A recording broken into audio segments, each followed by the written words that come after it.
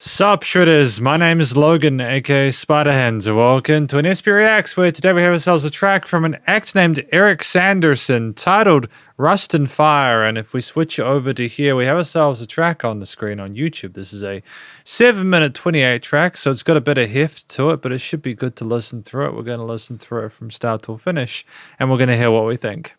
Let's go, full screen, let's do it. What have we got?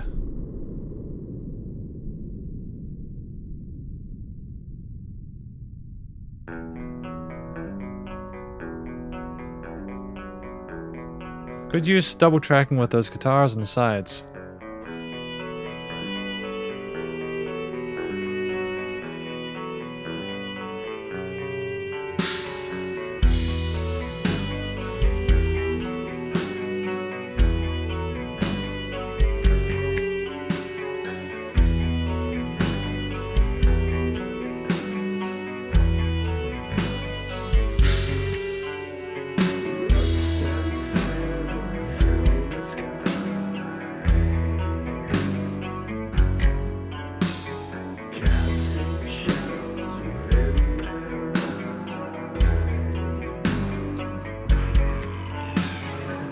Great sound design with the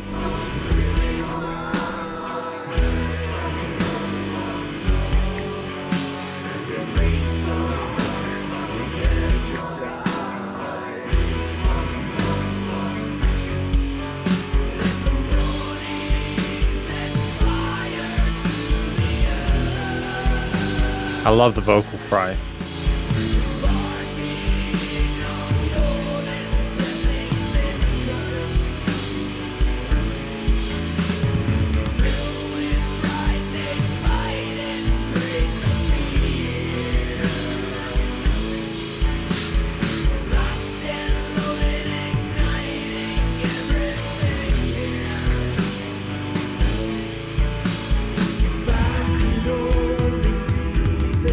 Interesting transition to the toms.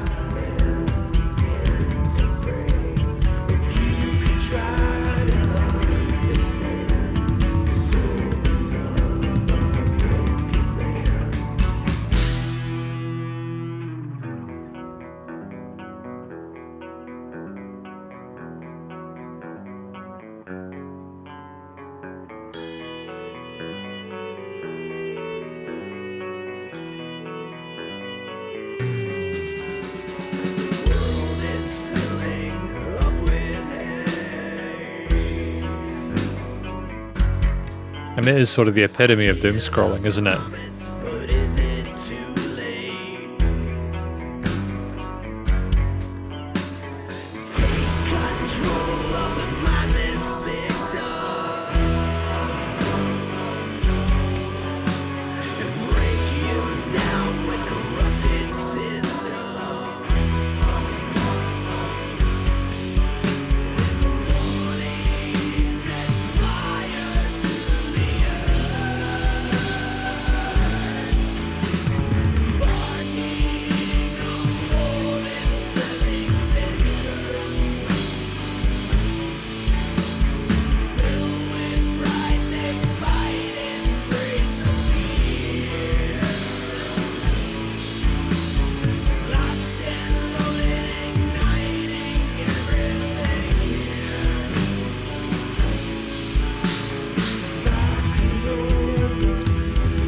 So we've got a few different sections we'd like to return to and go between now.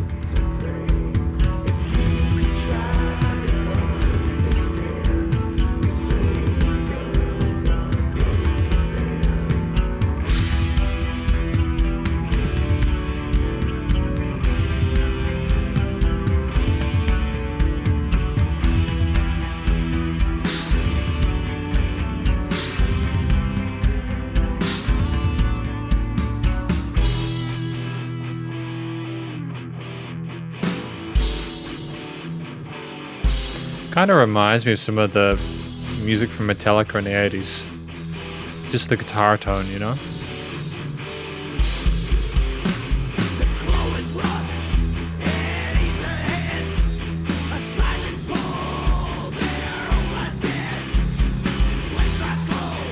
Consume their gaze, they burn alive.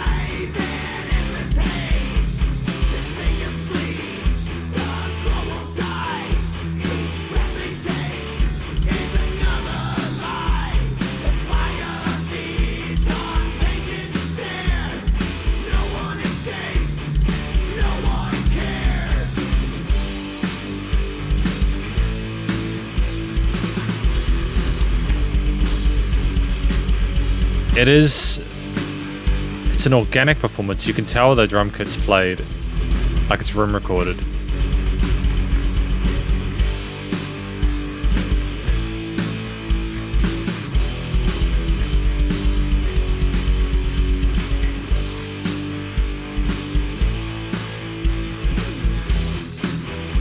And back to that motif there.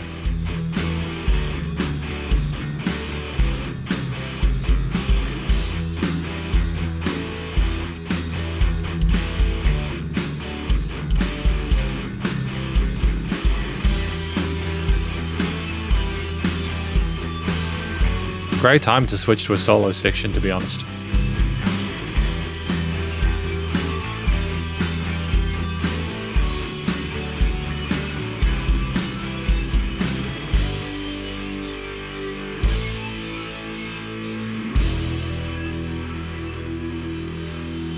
Man, we're flowing through this though. This has been a very quick 6 minutes.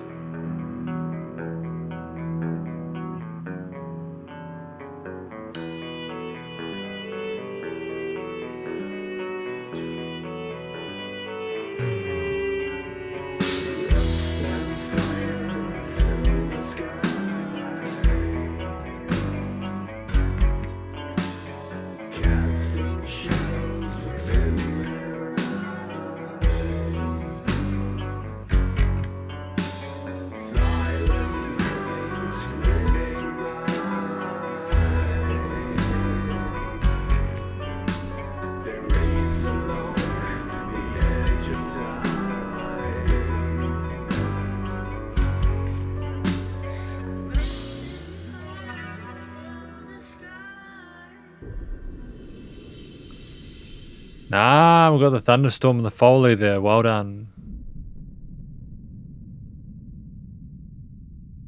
This is a really special song. There's been a lot of love put into it. I adore that.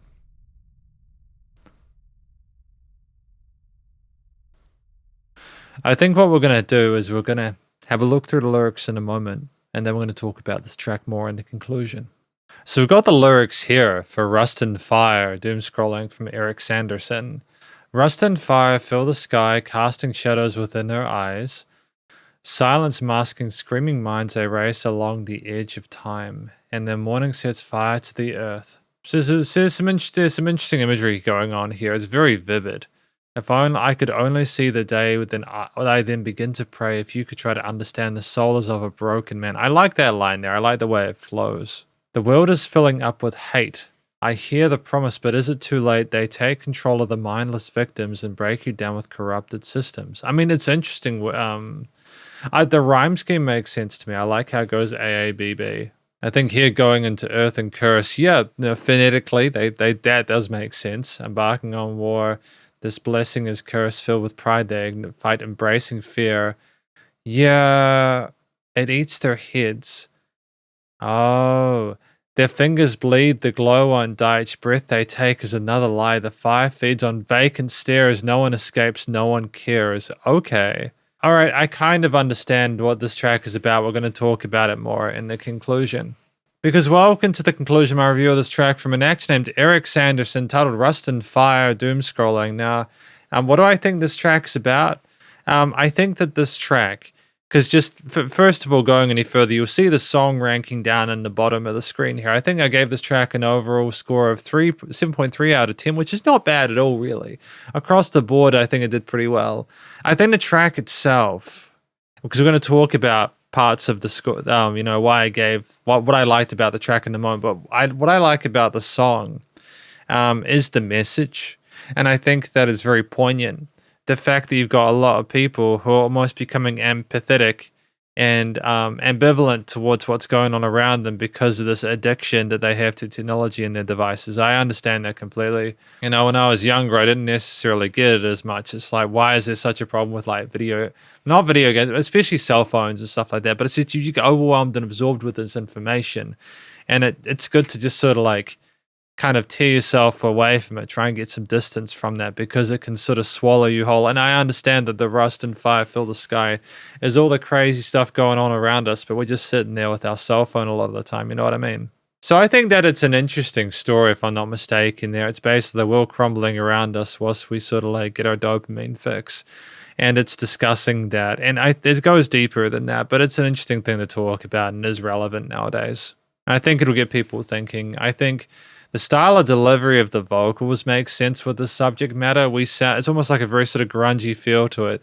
There's a bit more vocal fry in some parts, or we up the ante a little bit, get a little bit more sort of like tense and assertive and almost aggressive in parts without being too much. We show a sense of frustration about how things are.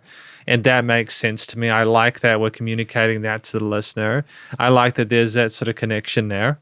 And I think that typically, whether we were in a sort of mid-range or fry stuff, or there were even some sort of higher, almost sort of like choirish backing vocal parts. So I think that whichever position we're in, it's not like it was the most sort of like super wild operatic virtuosic vocal performance I've heard, but I think that the way that we sung, the expression, the note choices, and the fact that we hit those notes cleanly with an attitude that I think represents quite well the subject matter. I think it's all very appropriate for the style and genre, and it worked really well.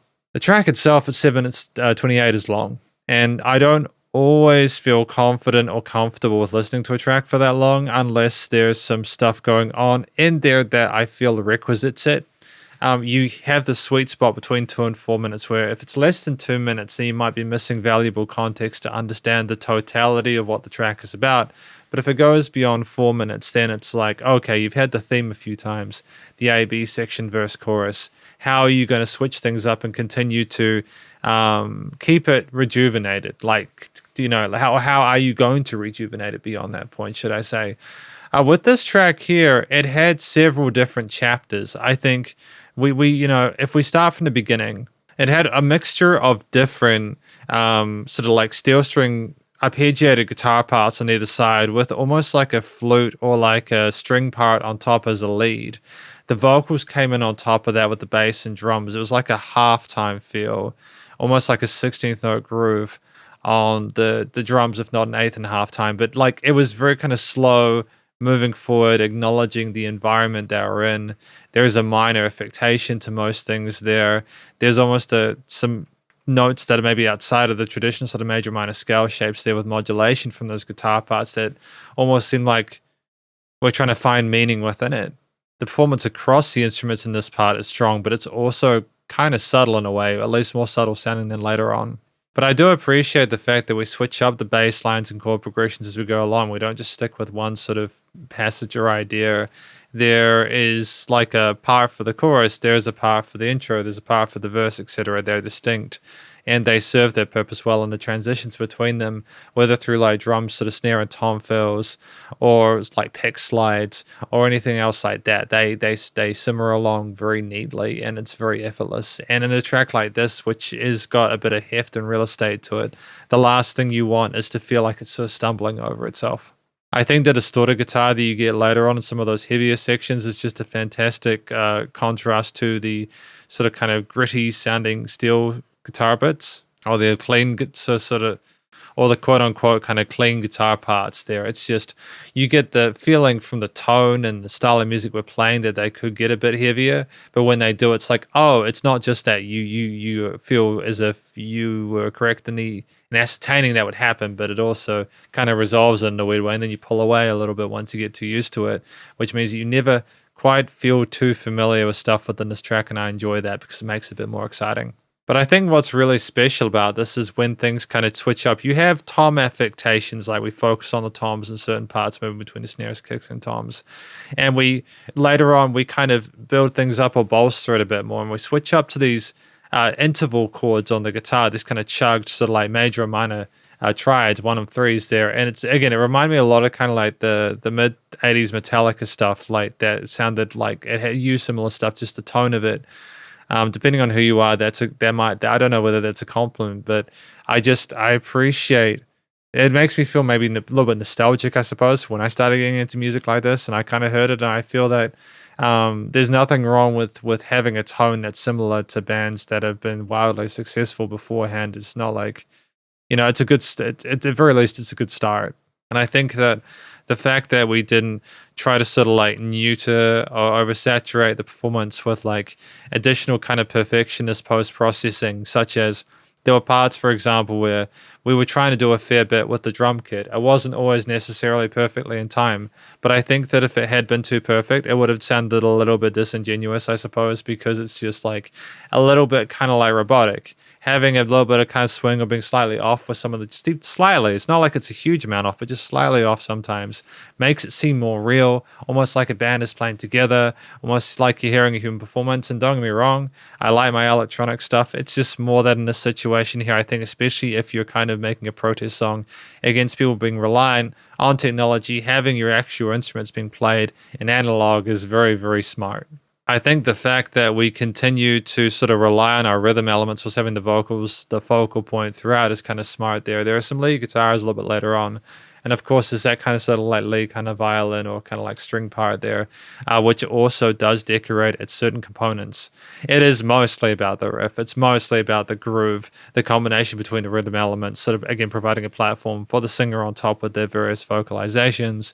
And ultimately, I feel that it's very effective. I think we explore a few different styles and sounds and tones and textures within this kind of like, I suppose, like almost sort of like slower thrashy, kind of harder rock, kind of great, all these different sort of genres sort of like combined little bits and pieces. And just from the chorus on those sort of like clean electric gats to the way that things just satisfyingly chug together, to the passion and emphasis put on the vocals within this in a way that's not trying to sort of, again, oversaturate with a whole lot of kind of maybe fillerish, like we're not trying to do too much with the other elements. We know it's almost like we're trying to do with the less is more thing, except we're doing it with a longer form factor in a way that does actually make sense.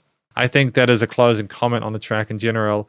I think that the way that we handled the Foley at the end, I think maybe with like the children, or like there was another person saying those lines at the end about rust and fire, and then you had the storm at the end. That Foley there was very effective. It kind of makes you imagine that there is actually a storm happening somewhere because of this. It kind of gets you into that world, sucks you in even more than you might already have been.